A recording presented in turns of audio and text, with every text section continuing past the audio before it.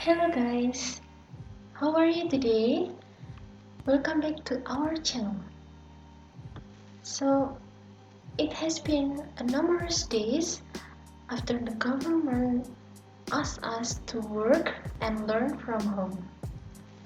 So, I guess all of you miss your school activity. You miss your friends, who just walking around with you or talking about anything with them, or even you miss yourself who walks alone on the street.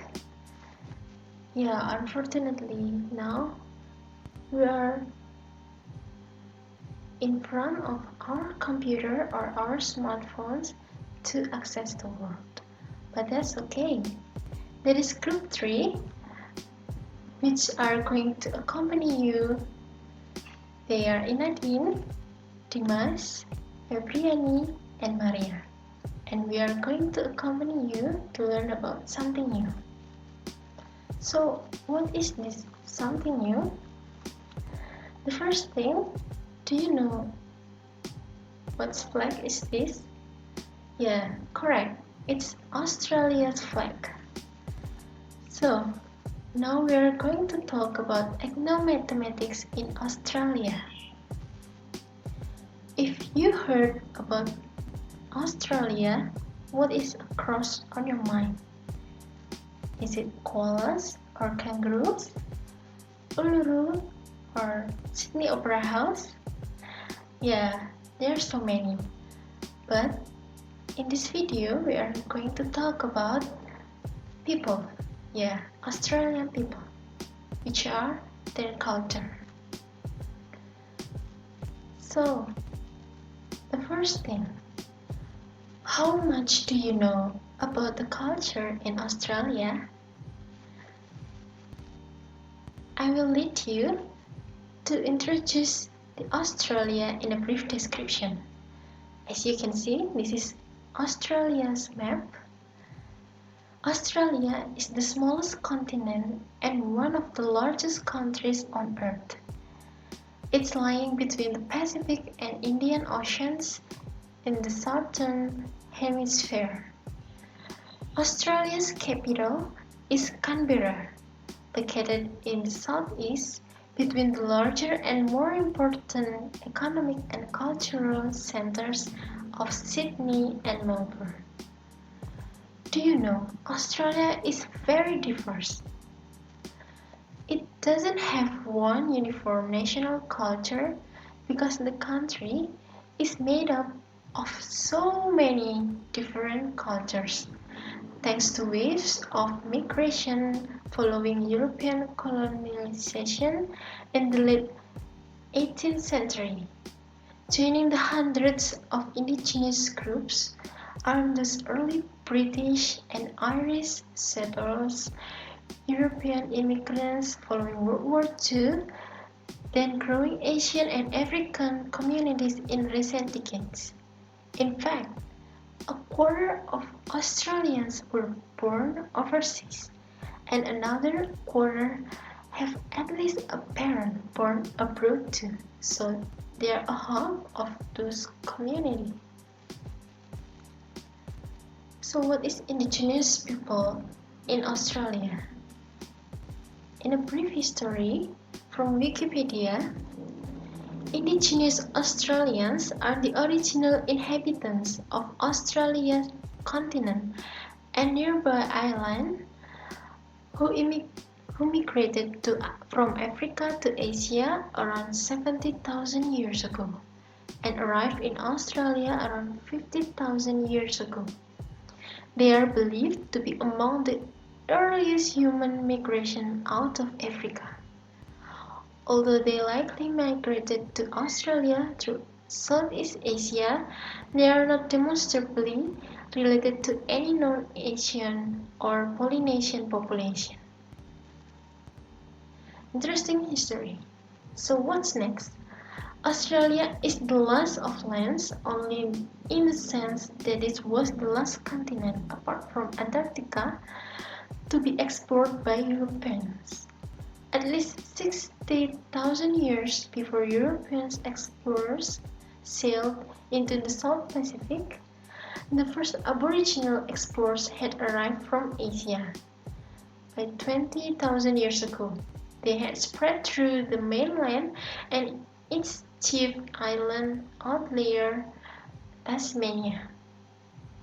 When Captain Arthur Phillip of the British Royal Navy landed with the first fleet of Botany Bay in 1788, there may have been between 250,000 and 500,000 Aboriginals, though some estimates are much higher. They are largely nomadic hunters and gatherers.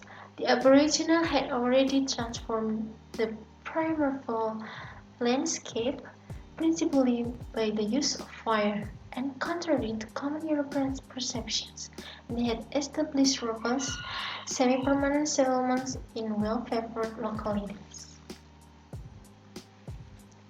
So, we will talk about Aboriginal people in Australia. Their tradition is all about music, arts and crafts, sports, weapons, measurement and numeracy like us now. So this is our point in this video, measurement and numeracy, since we are going to talk about the ethnomathematics in Australia.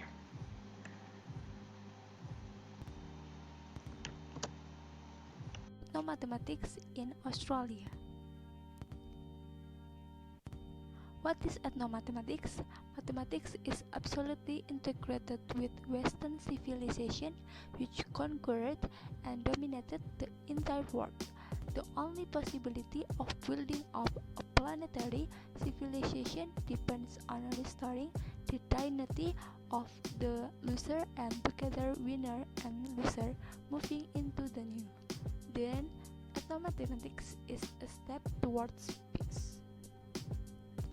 There are 4 examples of ethnomathematics in Australia. First is counting system in Papua New Guinea. The second is indigenous Australians. The third is the island navigators. The fourth is visual spatial reasoning. Counting system in Papua New Guinea based on composite units of 5 and 20 are also common in Papua New Guinea. 800 different language groups have their own counting system with a variety of basic number words. Commonly used number words are hand as 5 and person, 10 fingers and 10 toes as 20. A few groups have a hand as 4 without the thumb or as 6 with the thumb as 2 knuckles. For example, if pairs were important to a language group, then the counting system might feature a 2 cycle with 6 objects being thought of as 3 groups of 2. The second cycles are commonly cycles of 5 so that, for example, the number 14 might be 2 5s and 2 2s. Many systems have cycles of 2, 5, and 20. Several language groups use parts of their body, up one arm, across the head, and down to the other arm to mark off different numbers. These counting systems are known as body tally system. Here is the figure of body tally system, and here is the counting system in Papua New Guinea. And the second is indigenous Australian. Australian Aboriginal and Torres Strait Island peoples include counting in non-decimal system, recognition of the patterns in relationship between clans, and calendar based on natural change in the environment. For example, a season may be defined by the sets of natural phenomena that occur at a given time, such as the flowering of particular plants, the activities of bees, and the direction of the wind. Other mathematics of the indigenous Australian is also based on the relationship between things. A spear may be too long for a particular person, too short, or just right, for the length of the spear is thus measured relative to the user. The third is the island navigators. The Polynesian, Micronesian, and Melanesian, who populated dozens of islands scattered across the western, central, and southern Pacific Ocean, need a different kind of mathematics.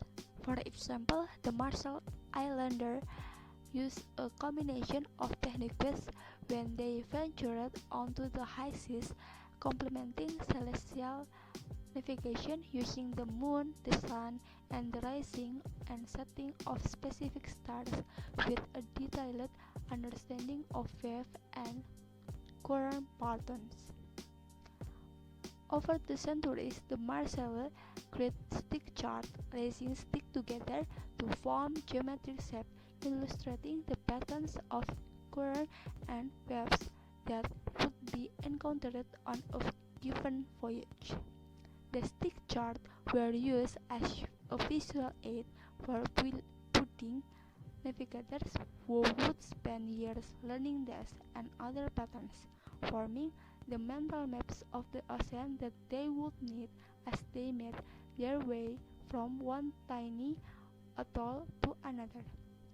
Here is the figure of stick chart that map.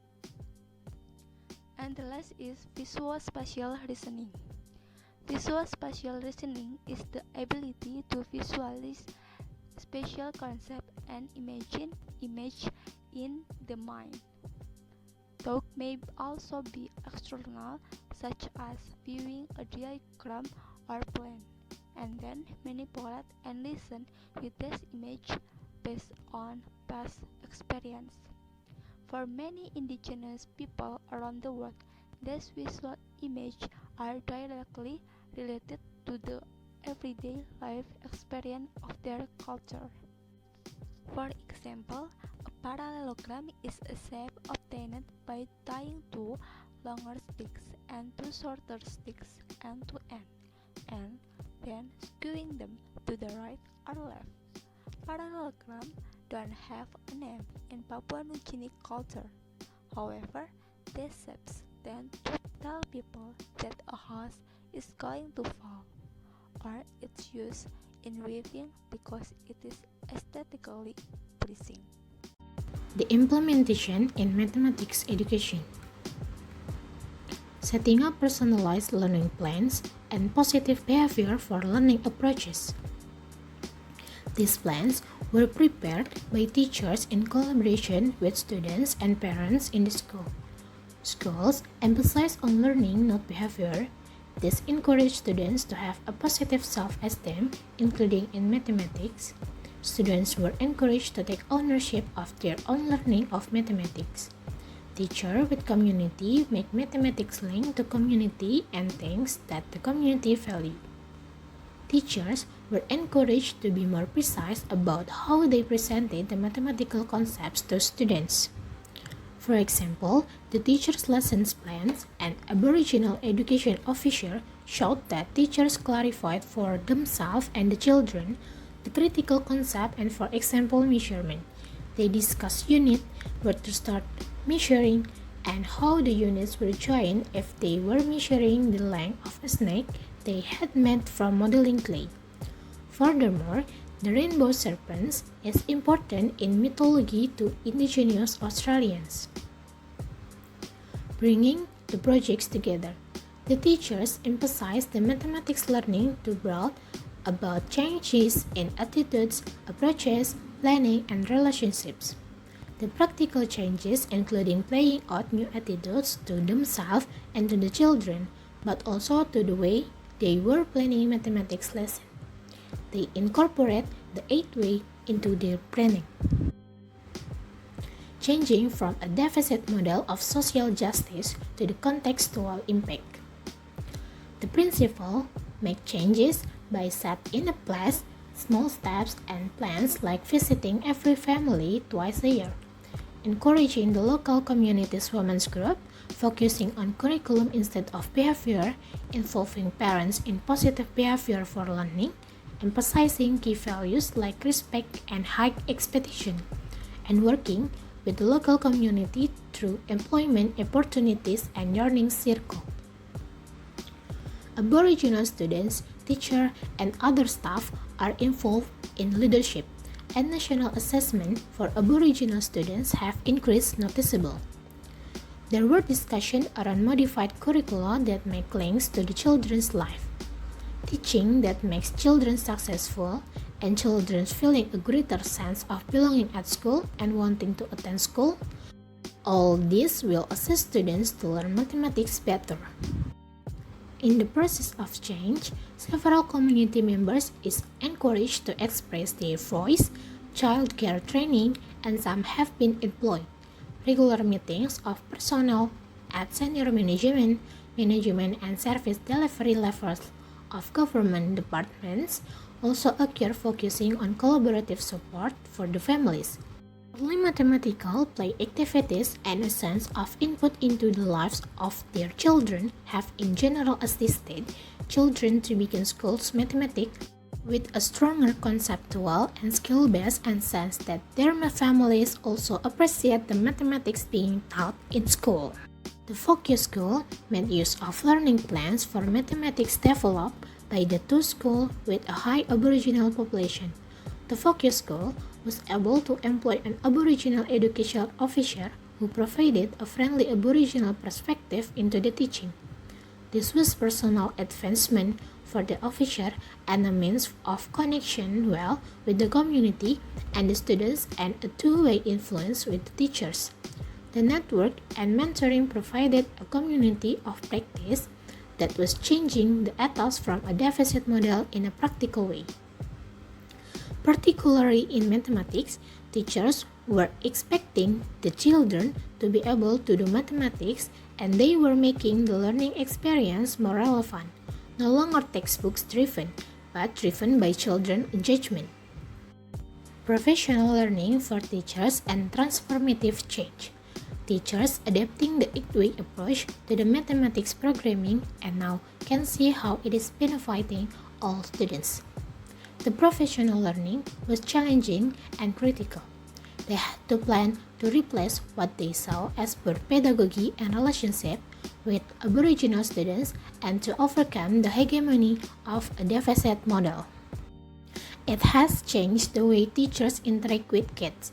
If it works for Aboriginal kids, it's going to work for all of kids. So some of the approaches around consistently high expectation and avoiding deficit thinking and deficit language struck both a personal chord which has produced some change, and also struck a chord that worked with the staff particularly here. Professional learning across the school was essential for change. This provided not only cultural understanding but also ways of programming, especially in literacy and numeracy. A change in the teachers' approaches to students was made by the integration of Aboriginal perspective using the 8-way framework into their lesson planning. By representing the approach as tributaries of a river with 9 key points, the school showed their ownership of the approach for their school. This initiative were begun and supported by a whole-of-school relationship with the Aboriginal community through meeting with elders, listening to elders, establishing learning groups, and other ways of raising the importance of indigenous culture and the children's heritage within the school environment. Teachers brought an Aboriginal action plan around teachers' leadership for improved Aboriginal students' outcomes, understanding and responding to Aboriginal learners, and engaging the Aboriginal community in school. They focus on community leadership and collaborative planning using the approaches of various government-initiated approaches and an adoption of reading to learn for mathematics. Each aspect was expanded in terms of what we want to achieve, how we will measure success, What barriers might we encounter? How will we overcome the problems? And detailed steps with responsible presence, resources, time, and changes to look for. The teachers felt that the model and step approach with engagement at the start of the lesson, often through a story, will strengthen the achievement in mathematics.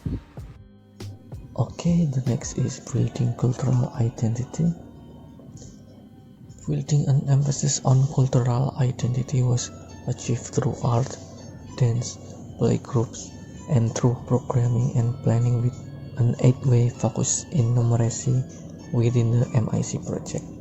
Across the schools in the city and surrounding area, there were 3 separate days in particular with an Aboriginal cultural emphasis. These were the cultural day in which elders took small groups to tell stories, make artifacts, or carry out other cultural activities. Aboriginal Match Fun Day and Naidok 10 Week.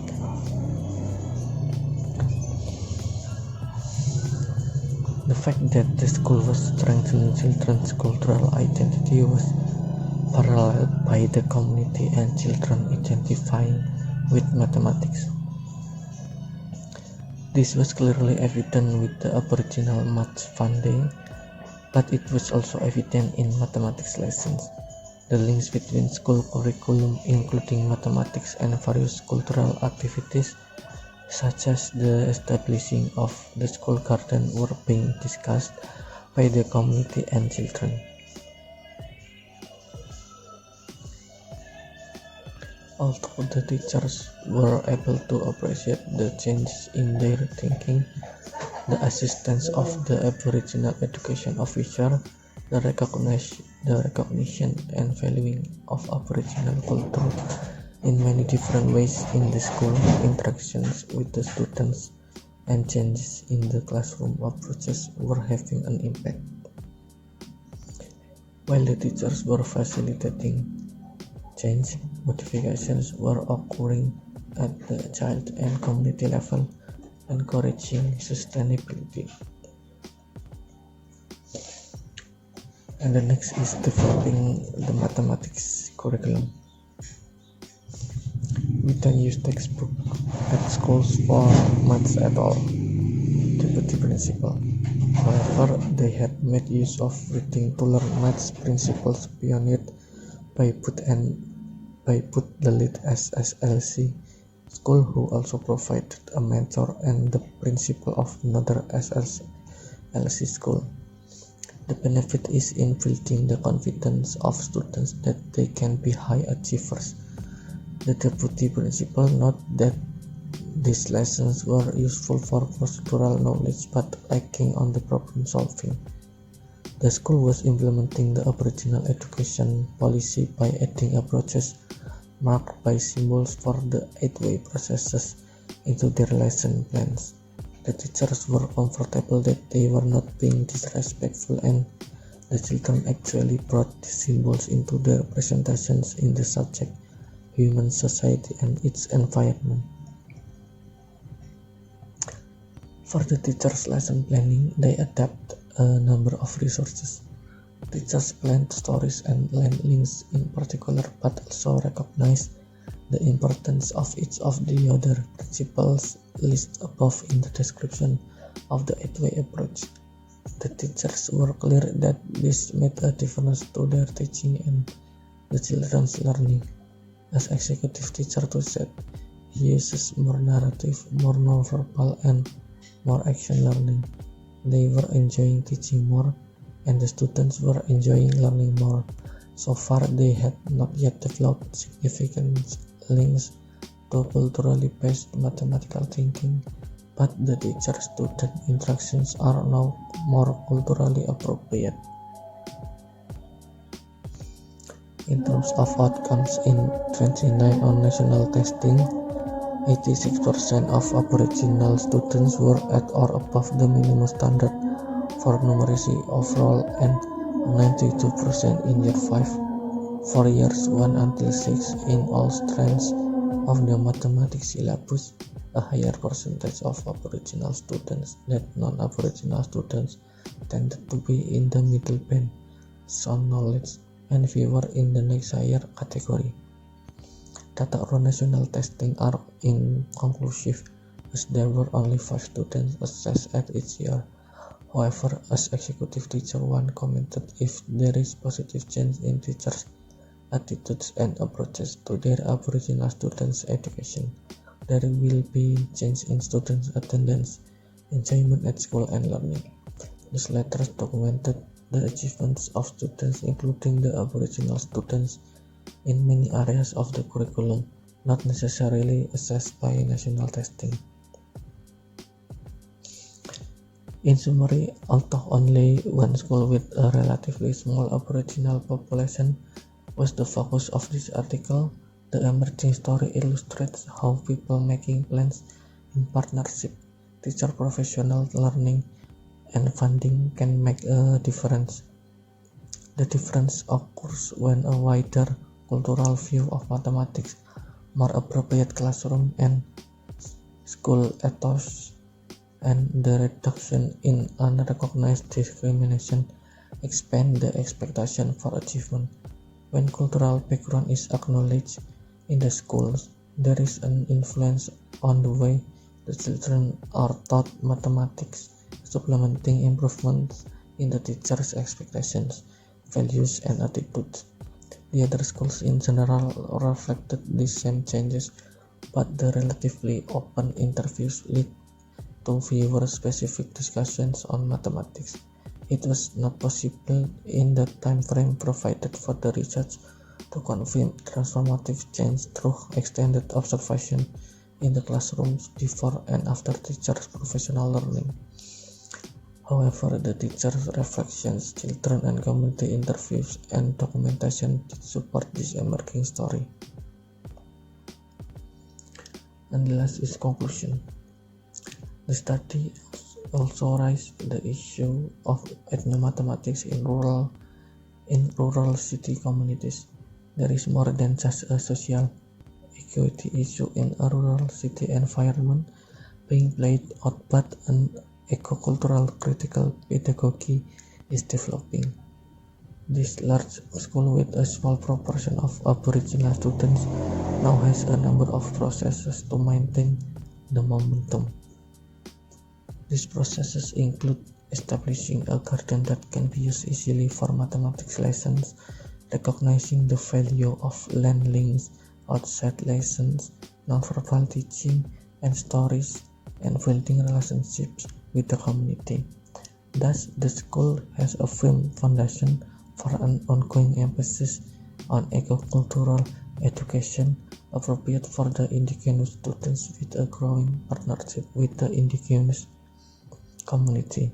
In time, not only will the school be incorporating processes of teaching, but also the mathematics content will be more culturally based as teachers and community discuss mathematics in terms of cultural knowledge.